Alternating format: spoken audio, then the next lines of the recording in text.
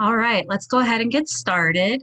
Welcome everybody to this evening's webinar, Waves, Sand, and Beaches, the Constantly Changing Shoreline with David Muerdter. If you were just on, you heard David say, and I'm going to remind you, if you've got any questions this evening throughout the webinar, there is a Q&A button that you can click on that and add your questions there. And then at the end, we'll go through them all and David will tackle them as best he can. So we'll just go ahead and jump right into it. My name is Tara Du Bois, and I am the Communications Coordinator for the Cape Perpetual Collaborative. And the collaborative came about in 2017. It was started, and their vision is to foster conservation and collaboration within local communities for scientific exchange, management, awareness, and stewardship from land to sea in and around the Cape Perpetual Marine Reserve. And our guiding principles are community engagement, leveraging resources, and engaging in partnerships. And here you can see all of the partners. These are our founding partners, the logos. You see here, it's a variety of organizations, federal, state, and nonprofits, as well as a tribe. With the focus being on the Marine Reserve, I want to quickly just kind of briefly highlight that. Cape Perpetual Marine Reserve is the biggest of 5 Oregon Marine Reserves. You can see here on this map on the left-hand side, there is a blue sections and a red section. The red section is the reserve and the blue section is the marine protected area. The difference between the two is in a marine reserve, there's no development of any kind, nor take of any wildlife or plants or living things.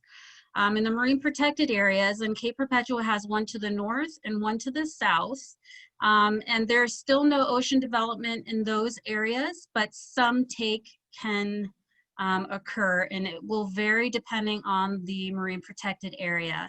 And this document is available on ODFW Marine Reserve website if you ever are looking to go fishing in the area, so you know kind of all the guidelines. Marine Reserve goes out 3 nautical miles into the ocean, which is as far as state waters go. And the Cape Perpetual Collaborative does organize quite a few projects that folks can get involved in. And here is kind of a listing of them, from bird monitoring to summer sea star surveys, monthly beach cleanups. We do a winter speaker series, which may be a webinar series to kick it off with this year. And we do a couple of events in the year, including our Land Sea Symposium in November. So more information soon will be coming out about that. And if you want to get in touch or learn more or just find out when we're having events take place, you can visit our website at capeperpetualcollaborative.org and head to our events calendar. And we also have a Facebook page and a YouTube channel. And we will be recording this, or we are recording this. And so tomorrow, by the end of tomorrow, I will have this posted on our website, on the blog, as well as on our YouTube channel. And with that, I'm going to introduce our speaker, David Muerdter. He is a geologist, a retired geologist, and he grew up in San Diego near the beach and has never lived more than 50 miles away from saltwater. And he's always loved and had a curiosity of the ocean and rocks that led him to get a BS in geology from Oregon State University and a PhD in geological oceanography from University of Rhode Island. He has sailed on many oceanographic cruises to collect deep sea sediments, and he's also served in the Peace Corps in Malaysia, where he was a high school physics teacher and a geologist for the Geological Survey of Malaysia. He finally settled into a career as a geophysicist, specializing in how sound moves through rocks, and he's taught classes in this specialty around the world. Since he's retired, he has enjoyed volunteering at Seattle Aquarium and the Cape Perpetua Visitor Center. And he also does some volunteering for the collaborative as well. When he comes to the Oregon coast during the summers, and he always delights in exploring the world with his wife, Nancy, and captures much of it as he can on his camera. So with that, I'm going to turn it over to David, and I'm going to, okay, there you go, David. You are good to go. Welcome, David, and thank you so much for being here tonight. Well, this is fun. Thank you very much for having me. I will share my screen now, and that should share, and we'll start the show.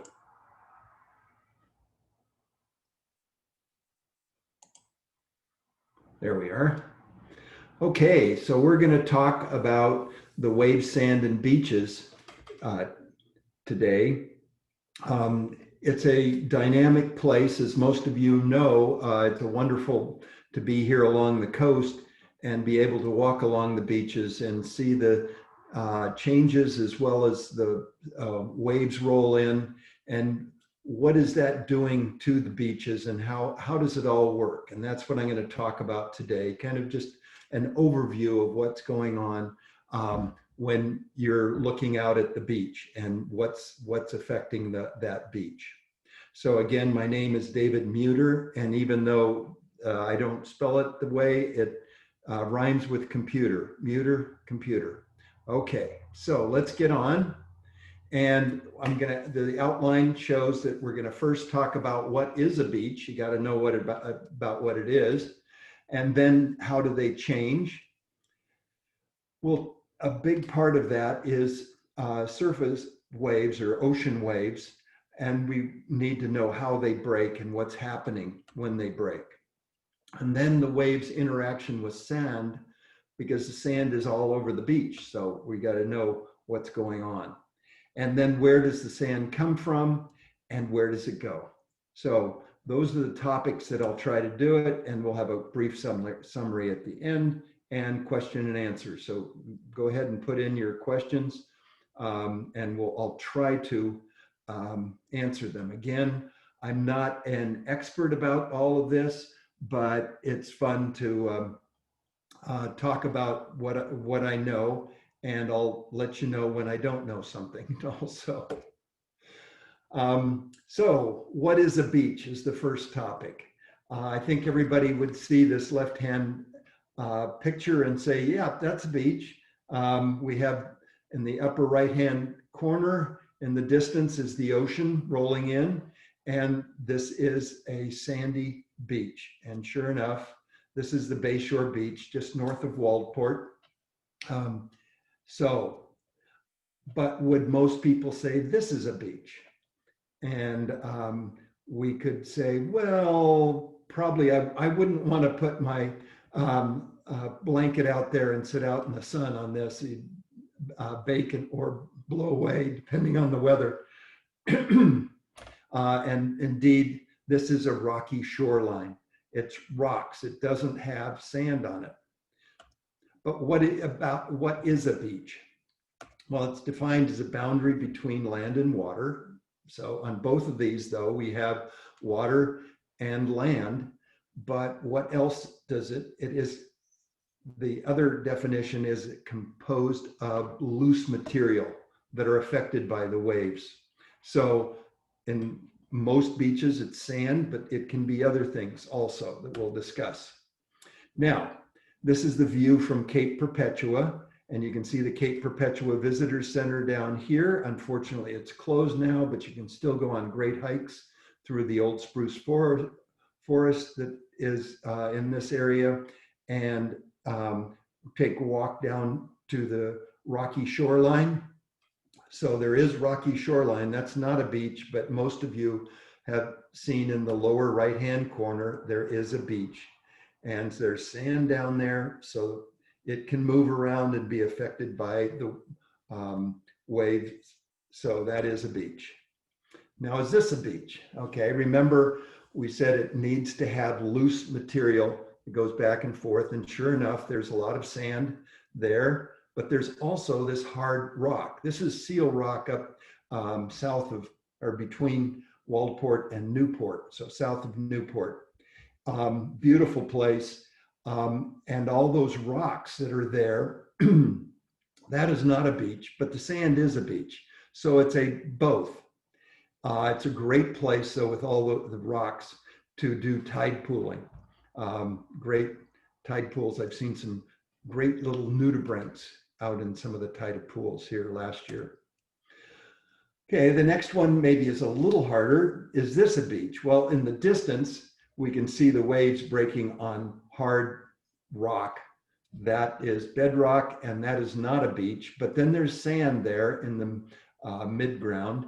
But in the foreground, we have all these rocks. Is it a beach? Well, those rocks can be moved around by waves. And so this is called a cobble beach. Now, so anything that can be moved around by waves, they might not be moved around until you get a big storm, but if it's moved around, we can, it's called a beach. Okay, geologists need to quantify the sizes. And so we do this in the Wentworth scale, which shows it in, this is in metric system, but let's put it in with an inch bar so you can kind of get an idea of what it is. An inch is 2.54 centimeters. So you can see the inch shown here in green, but the sand and most of and all the finer stuff, silt and clay, is less than about 1/10 of an inch. So it's very small in an inch scale. But then above that, we have gravel, and that gravel can be pebbles, cobbles, boulders.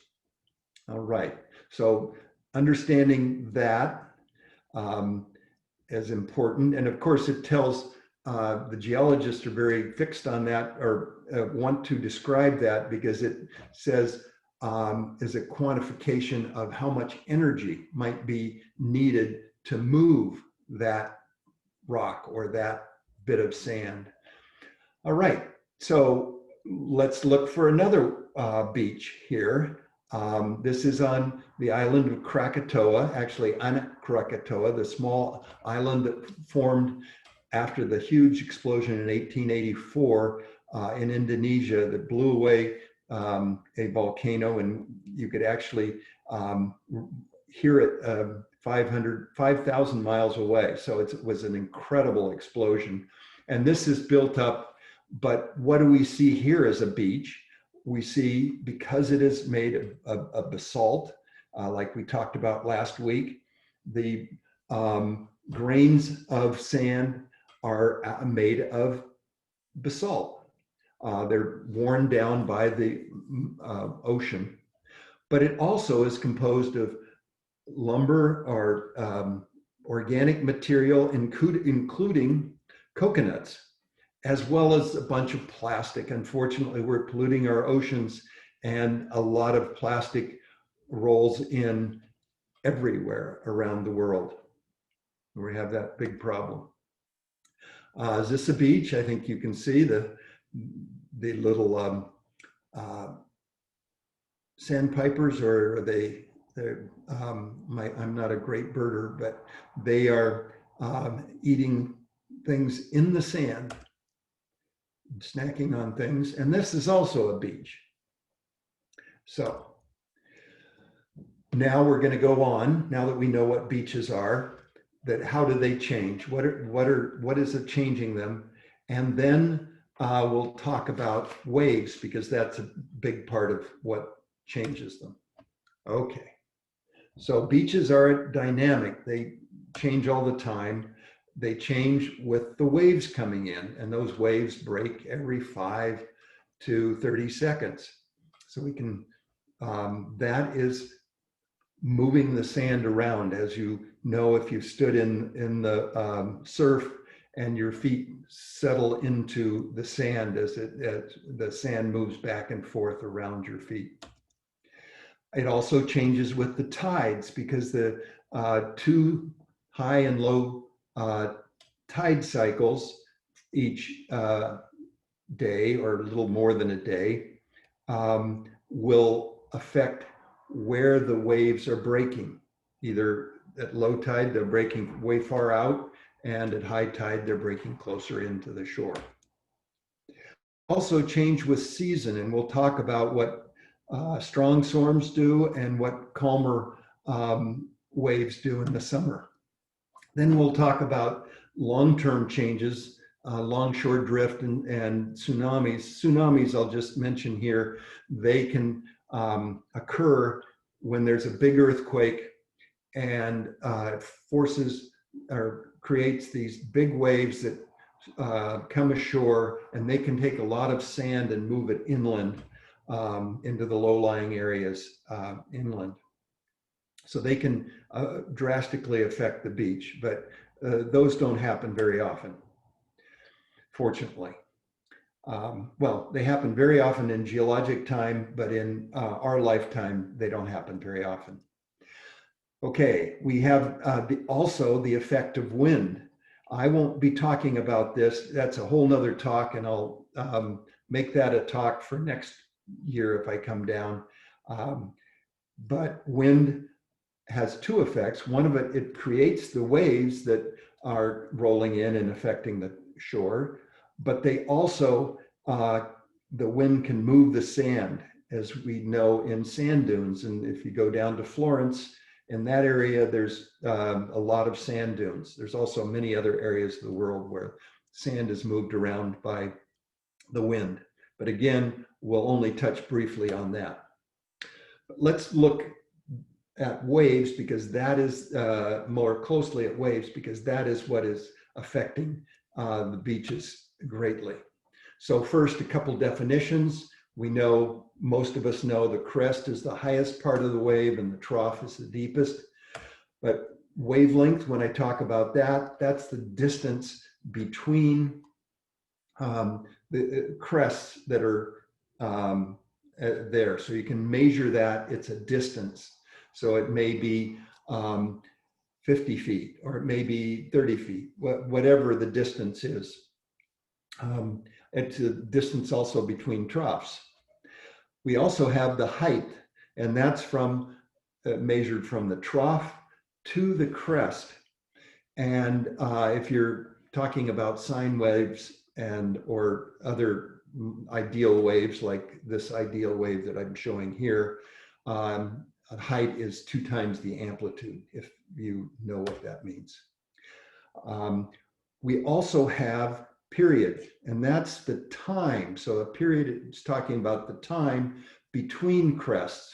So you can stand out in a wave and you see one crest go by, and you count until the next crest comes by. And that amount of time, let's say that 10 seconds, is the period of the wave. Okay, so now that we've got those definitions, we can see what generates the waves. I already mentioned that the wind does a lot to generate waves. And I have the Greek god of the wind blowing on the surface. If you have a flat calm, it starts to ripple as the wind blows, and energy is transferred from the air movement to the water, and the water starts to move. We'll talk about how it moves in a minute. If the wind is persistent over time and over a distance that we call a fetch, then the waves get bigger. And if you have a stronger wind, it will produce stronger or larger waves. So one of the things, if this waves start to get steeper, and as the more and more energy is pumped into the waves by the wind, if the height gets to 1/7 of the length of the wave, then it is too steep, and it usually breaks and forms white caps. And sometimes the top of the wave is also blown by the wind. So we see white caps if there's a large wind. Okay, I'm going to illustrate that. And I was out on many oceanographic cruises with my camera, so I like to take pictures. This was one flat, calm day, beautiful day. And what we see is a little trail here. Looks like a disturbance. And that's a track of a flying fish. And if you look over here, that's the actual fish flying. They're amazing. We often see this on a cruise, where in front of the boat, these flying fish think there's a predator coming after them, so they take off and fly away. That's their defense mechanism.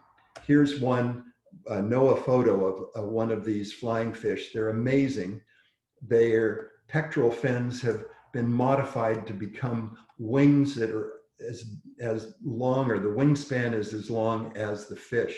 And it uses its tail to go back and forth to create propulsion. And it gets up to speed and then just floats along out. They're truly amazing, and it does get them away from predators who are swimming underneath. If you get more wind now, so there's a slight wind on a flat surface, we start to have ripples like you see here, small ripples and not much amplitude. Here again, the flying fish were trying to escape from our ship, our oceanographic ship that was going by, and it leaves these trails. They're fun to watch. On more developed seas, where the wind has been blowing for quite a while, will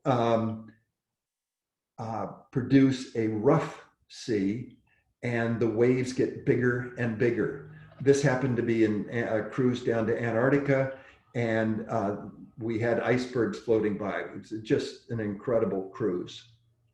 And I was fortunate to be on it, collecting sediments in the around Antarctica. This is in another cruise in the Pacific Ocean. And this one I took when there were white caps. You can see off in the distance where the waves are breaking because they became quite steep. But notice how the wind waves are somewhat irregular, and there's small waves and larger period waves. So, it does move the boat around, and you can see that we're heeled or rolling to the starboard or to the right in this picture. But a moment later, our sampling equipment, this is the deep sea sampling equipment and heavy weight that we use. And then it got pushed under the wave that went by as we rolled to port, or on the opposite side to the left.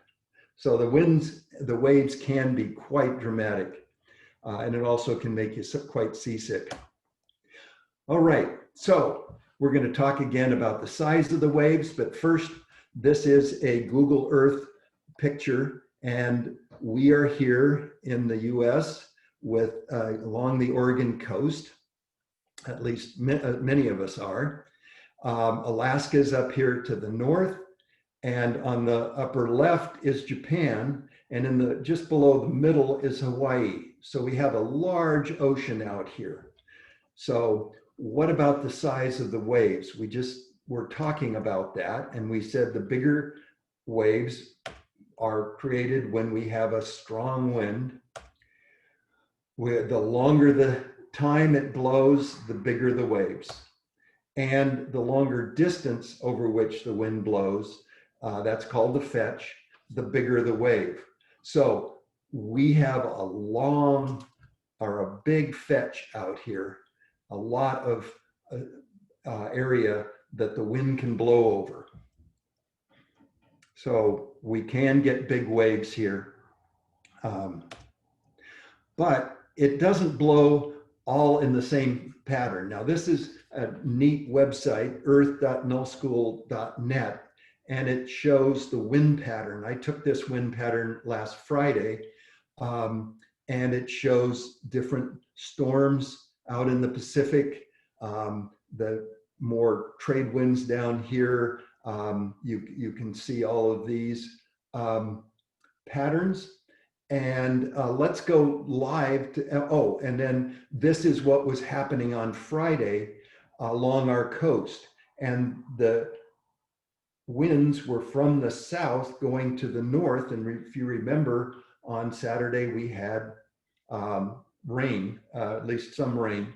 And this is not totally typical. Well, it's not atypical, but often we get winds from north rather than from the south going to the north. Winds usually come from the north during the summertime. Let's see what they're doing right now. I have a live feed here. It will hopefully come up quickly. And here we are.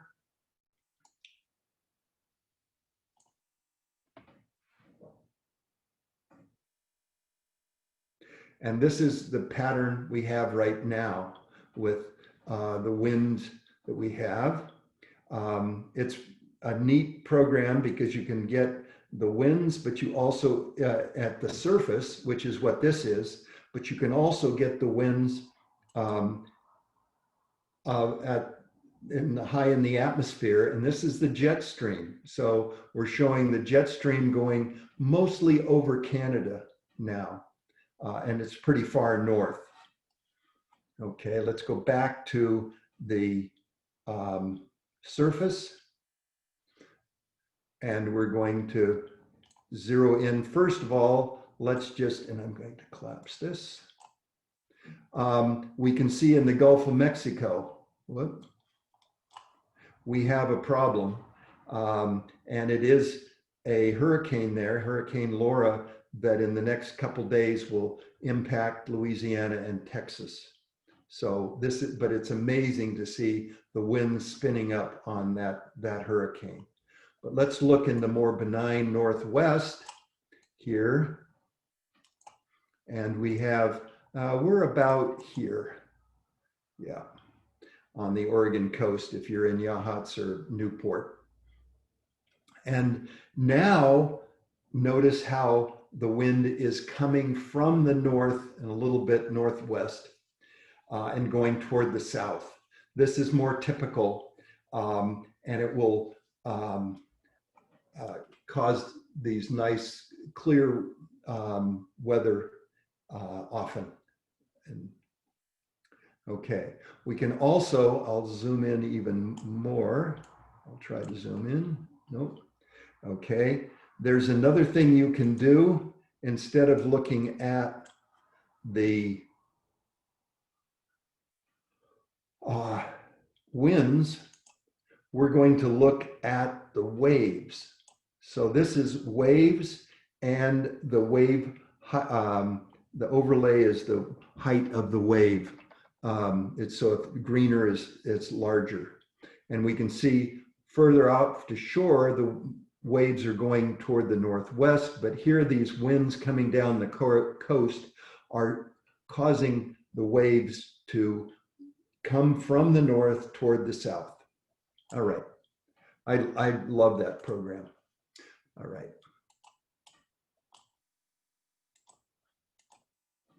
All right. So we saw that the winds create this big waves, but they're often not very regular, and they're have all sorts of different periods in those. But we often see these swells out at sea. What happens? Well, if the wind stops, you get it blowing for a while, you get a pretty good amplitude of wave, wave height, and then stop it, and then the smaller waves don't travel the same velocity, and they die out or decay faster. So what is left behind is these more symmetrical, rounded waves that look more like a ideal wave that we'll talk about in a second. And these swells, called surface gravity waves, can travel for thousands of miles with little loss of energy. So this is what the surfers like. And you can see how the surfers, it makes beautiful waves, as seen here on this picture. Well, what's going on? Let's see what the wave motion happens here. And we're seeing wave direction to the right. And I'm showing the wave moving and a ball floating. And the ball is like a particle of water right at the surface. And notice how that particle of water, or the ball, does not move with the wave. It goes around and around in a circle. So that's the motion that we see. And we can, the wave, the particles rotate. And then as you look at the individual particles at the surface, they're moving in larger circles. And as you go deeper, they move in smaller and smaller and smaller circles until there's no motion down below. That's why a submarine can dive below the waves and not be affected by the waves. So now we're going to talk about what happens when they hit the beach, because that's what we're interested in. We're saying what's happening at the beach and how does it change. We really don't care too much about the deep water waves out here on the left-hand side of this, but they are moving in these circular patterns, as you can see there. So there's little circles, and at a certain depth, we no longer can see or feel the motion. There's no motion. But when they get close in the middle of this diagram, they're starting to feel the bottom. In other words, the lowest part of the wave, those little motions down there, are slowed down. And what does that do? That makes the circular motion become oval. And then it becomes more and more oval, and it builds the height of the waves. So the waves get higher and higher until they finally break, as you see on the right side of the diagram. And the steep side of the wave collapses, then it breaks. What happens to the water? Well, the water has this motion and it's forced up the beach. And we call that swash. And the water coming back down the beach is called backwash. So the turbulent water that the wave created swashes up and back on the beach. Each wave brings up some. Now, knowing this little bit of information, where do you think the wave or the bottom is deeper in this? The wave is coming into the beach, but we can see it's breaking over here and not breaking over here. So I just said, as it feels the bottom and it gets shallower, it breaks. So this area is slightly shallower than over here, as most surfers will know. They study the waves and they can tell where the sandbars are, or where the shallow areas are, and then they plan where the best waves will break. In the same way, we can often see offshore sandbars, or what the bottom is like, see in quotes, by looking at where the waves form. So we can see maybe offshore, especially in the wintertime, the waves break far out, and then, so it must be shallow out there, but then they reform into a wave and then break again. And that's indication that there is a shallow area, and then it gets deeper and then becomes shallower again. So you can read the waves and tell what the bottom of the ocean is like. Okay, so now that we've got talked a little bit about waves, how about their interaction with sand? So we're going to talk about that now. So first of all, just let's see some swash and backwash. And I think everybody's been down to the beach and seen the wonderful waves that swash up. Here's the swash coming, and then the backwash goes back out, and the next wave breaks and brings in more water. Here's the swash coming toward us. Okay. So what does that do to the sand? Well, we can look at two kind of idealized waves. There's constructive waves. They're a smaller wave with less energy. How big is a smaller in quotes? Well, it depends on the particle size and depends on other conditions of the beach.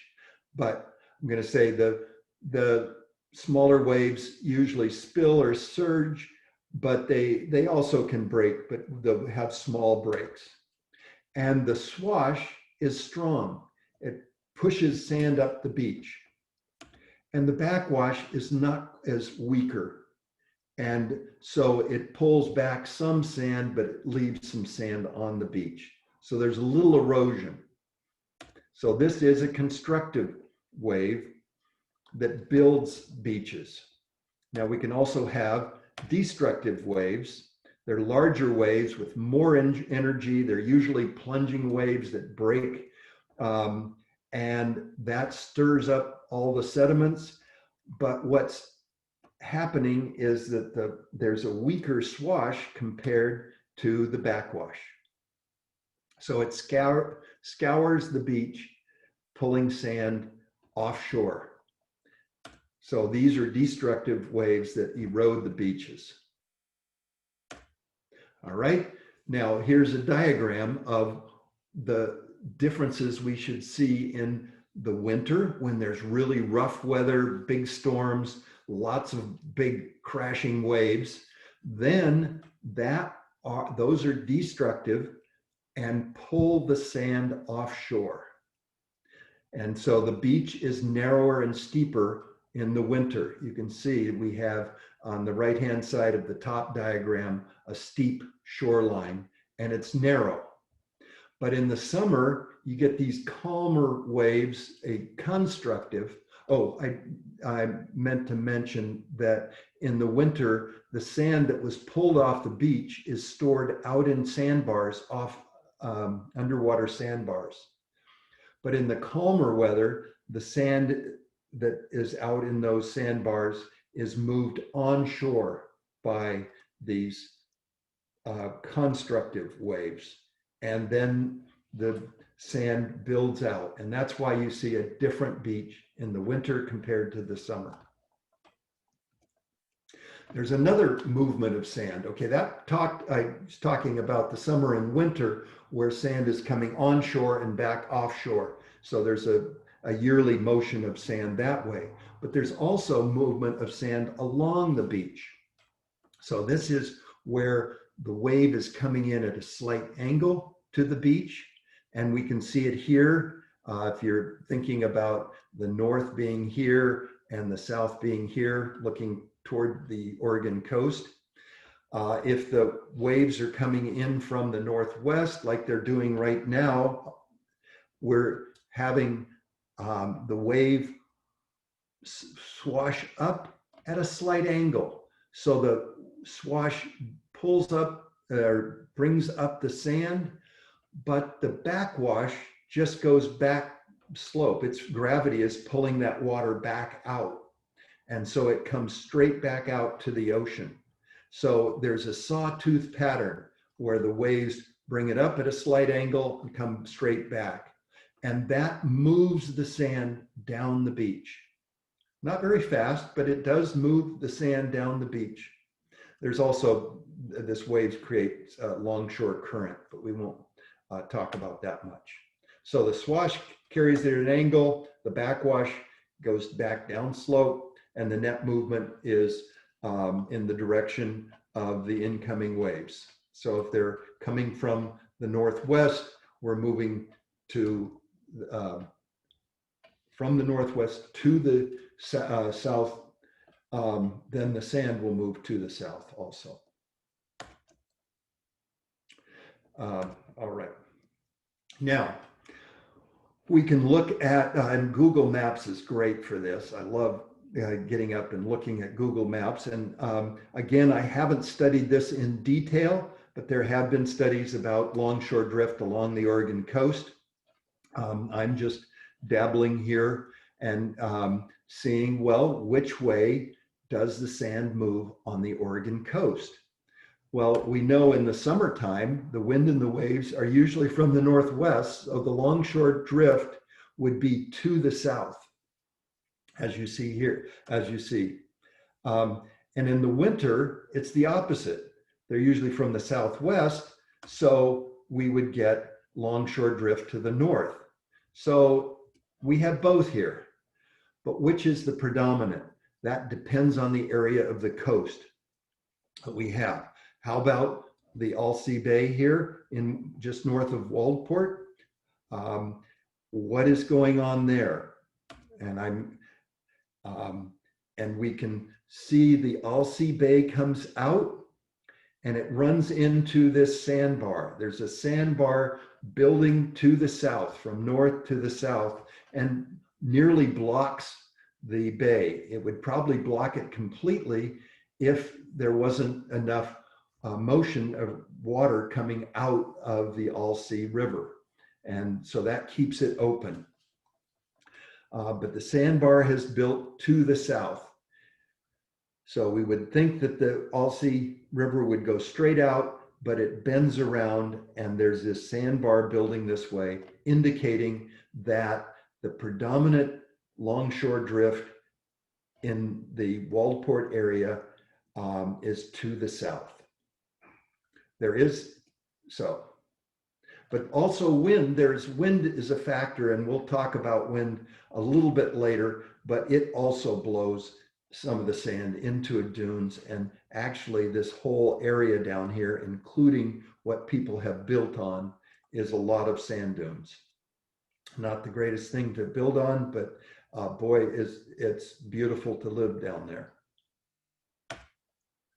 How about over a longer term, not just the seasonal, but let's look at the image that we see from Google Image. You can go back and see one from 2011. So let's compare the 2011, and on the right is 2019, the one I've been showing you before.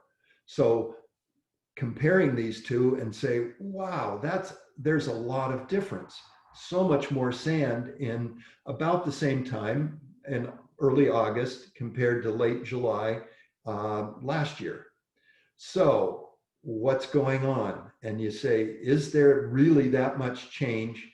And then look in the bay with the bridge going across the bay, and you'll see on the left-hand side, the 2011, it must have been low tide because all the sandbars are dry and you can see all the sandbars. So this was low tide. In 2019, they just happened to take this picture at high tide or a higher tide, and only a little bit of those sandbars are out of the water. So the main reason there's such a big difference in the amount of sand here is because of the tide, not because of the buildup or stripping away or the longshore movement of sand. But we do see just slight different. If you look on the left-hand side, about 2/3 of the way down the big sandbar that's pointing south, you'll see it's a little wider down here compared to now or last summer. So it'll be real interesting to see if that continues or if more sand is built up. Year to year, you don't know what's happening. You also see that there is some indication of the northern movement because the river, as it comes out, then there is sand built up in this way. So this is some of the sand from in the left-hand side. You see sand moving to the north, causing the meandering river to channel to go toward the northwest. Okay, so enough of that. So now what do we talk about? Okay, we're going to talk about the sand, and I'm running out of time, so I'm going to have to make this a little bit briefer. Where does the sand go? And where does it come from and where does it go? So sand is weathered. The sand is weathered mechanically from rock. It can be from nearby cliffs or from inland. And to transport by water, wind, or ice, well, mostly it's water, but there is some wind transport. And how long does the sand last? This mechanical breakdown. So we need to do that. We also can talk about recycled sand. All right, so here's a beautiful pink granite. You've probably seen somebody with countertops, those beautiful granite countertops that you see. This is a pink granite, and the feldspar is the pink material in this one, and the quartz is the white, kind of clear one, and there's other darker minerals. Some minerals break down faster than others, and I've found the feldspar breaks down much faster than the quartz. So the quartz is hard and resistant to weathering. So what was left behind after some weathering is mostly the quartz. So what do you think our beaches are mostly made of? You'd be right if you say quartz, and that's on the beaches here you'll see are a lot of quartz in them, left over from the weathering. But you also, in other parts of the world, we have beaches made of limestone or of coral reef. If a Caribbean island only has corals is the hard part, that's what you'll get as the beach being made of. And as we have here, as well as volcanic islands, you can have basalt or dark colored beaches. And here's one of them. This is Smelt Sand State Park in Oregon. And we see the nearby cliffs that are being eroded away. This is some of the, again, Yahats basalt. And it's the local rock that is on top of that basalt that's being eroded down. And this is the Yahats basalt on top of the Yahats basalt. We talked last week about the volcano that was here 37 million years ago. Some of it, as it was eroded away, it was dumped down landslides and quickly deposited in these conglomerates, which are a mixture of sizes of rocks. That's what a conglomerate is. Here again is the Yahats basalt below, and then the conglomerate above. And then we have sand on top of that. Somebody asked a question last week about what basalt erodes to, and it breaks down to clay. It has a lot of plagioclase in it, and that breaks down to a clay mineral, not the clay size, but a clay mineral. And that, along with the iron that's in it, can turn the areas like you see here, red or orange or even yellow. And we have, of course, gravel below that. It's being eroded.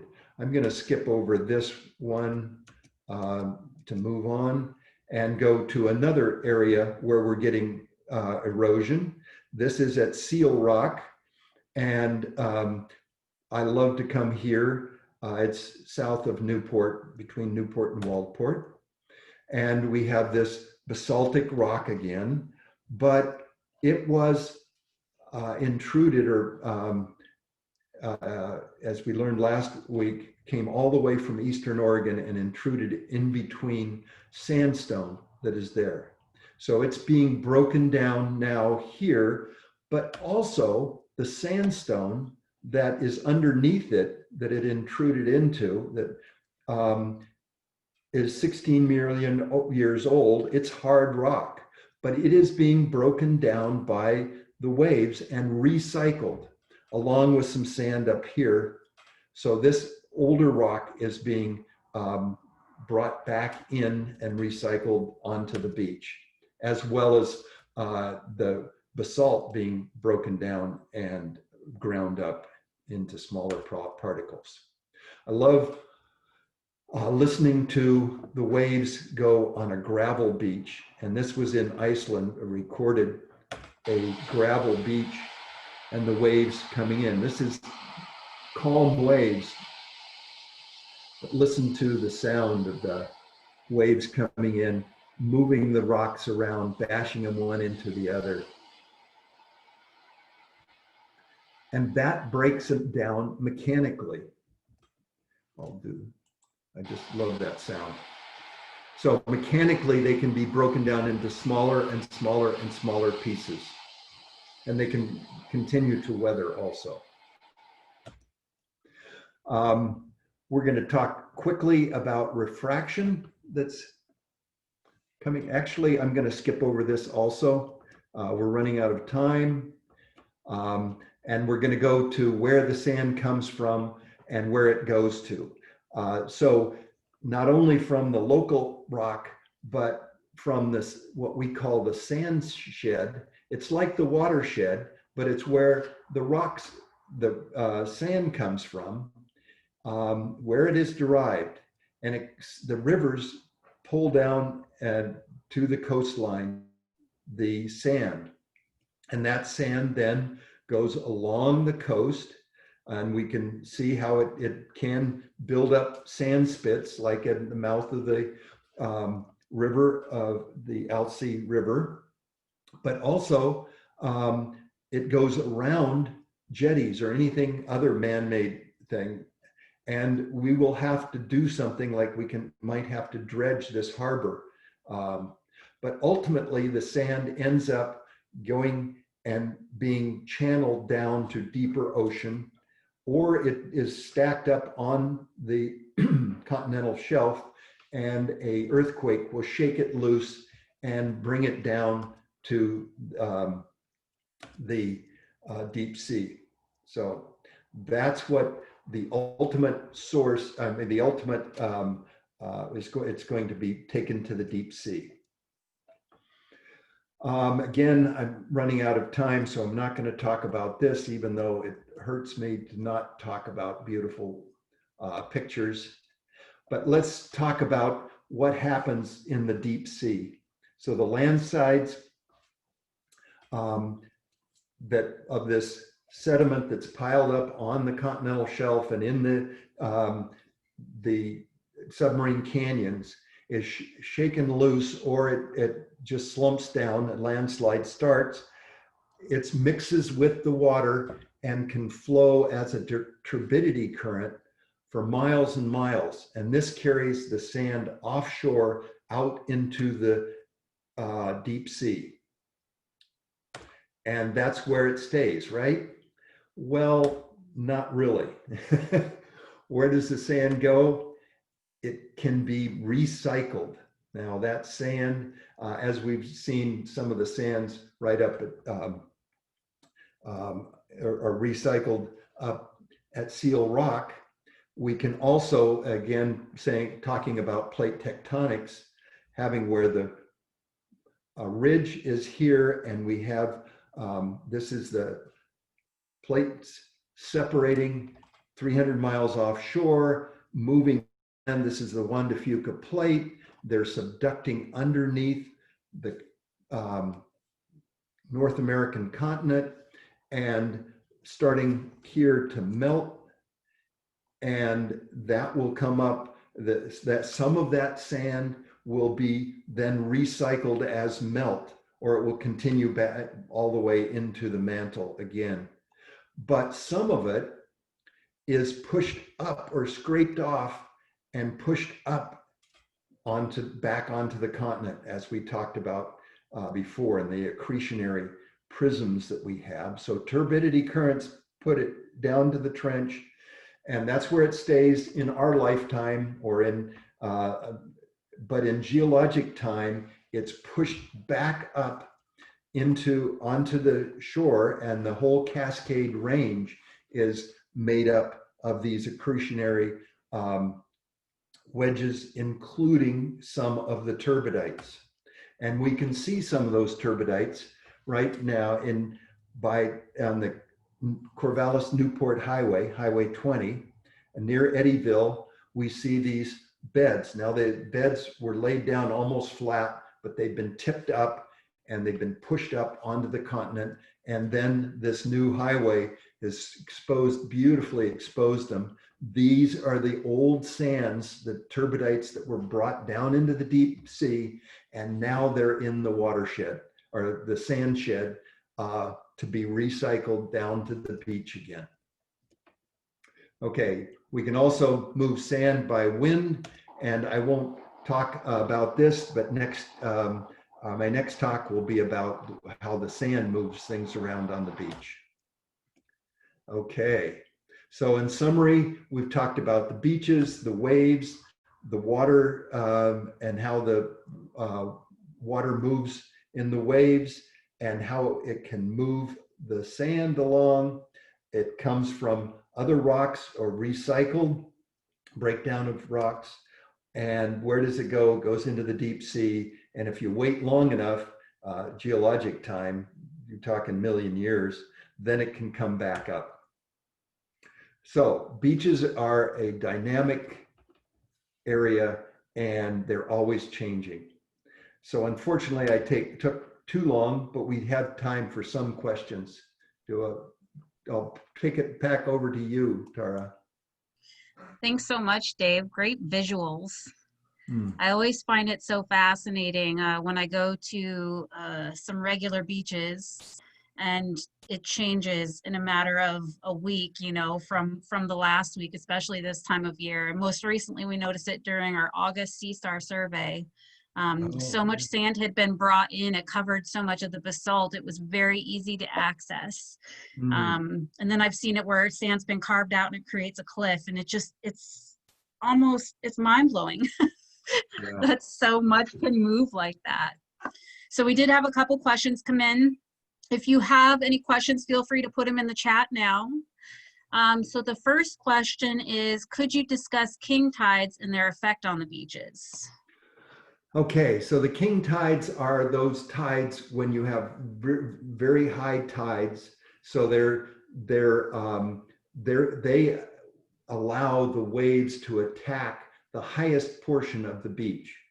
So they will have a big effect on those high portions of the beach. And if it's strong waves, they can erode that higher portion of the waves. And so that's it's just where they attack the beach. Yeah, so unless there's something else, that's pretty much it. Yeah. The next question is, will you talk about the interaction with rivers such as Yachats River on beach erosion and evolution? Okay, so the Yachats River brings sand out to the shore, and then it will be pulled along by the longshore drift and moved mostly south. But there's a lot of sand in those sandbars in Alsea Bay. I'm always amazed by it. So the net effect is that by the river is to bring more sand out, but it also, the water and the motion of the water, especially the floods in the springtime, can bring a lot of water out and keep the channel open. Because if there was no river or that was very slow, I've seen it up in Bob's Creek or Beaver Creek, I guess it is, Ona State Park, just north of, or kind of halfway to Newport from Waldport. The beach has sealed off the rivers, and so it doesn't have enough water to break through, and the beach is continuous up there, at least in the summertime when I'm here. I'm sure at some point it breaks through.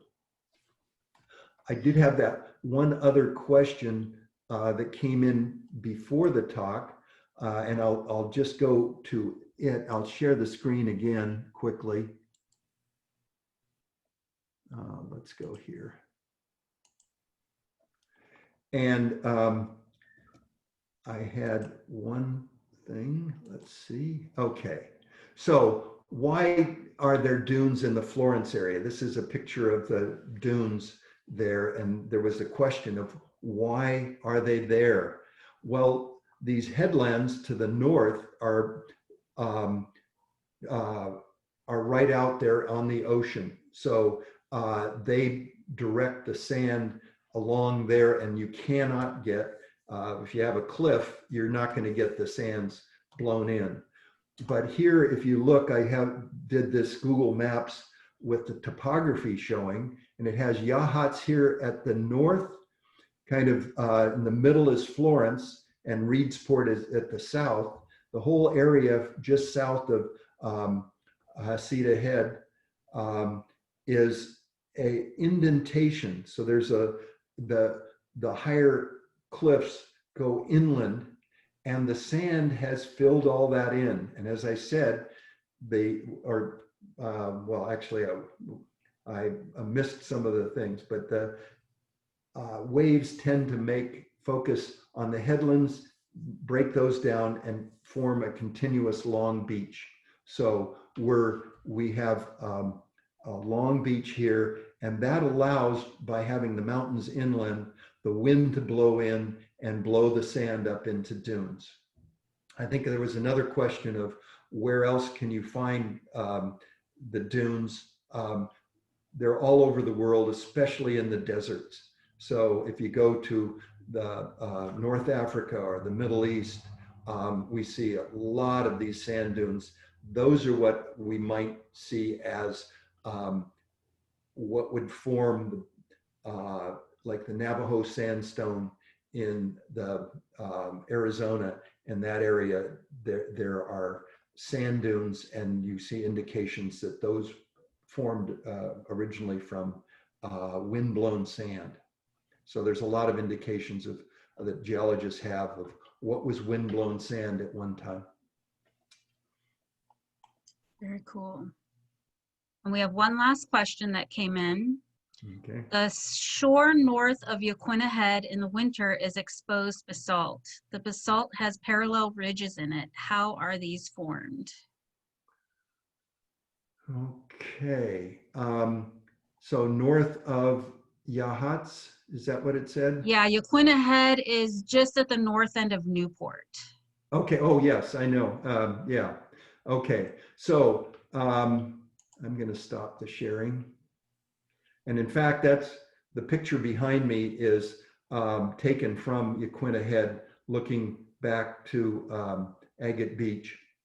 So you're saying on the other side, well, Yaquina Head is one of those deposits that the lava was erupted in Eastern Oregon, and it traveled all the way through the Columbia Valley, the Columbia River Valley, and out onto the coast. And it has this basalt.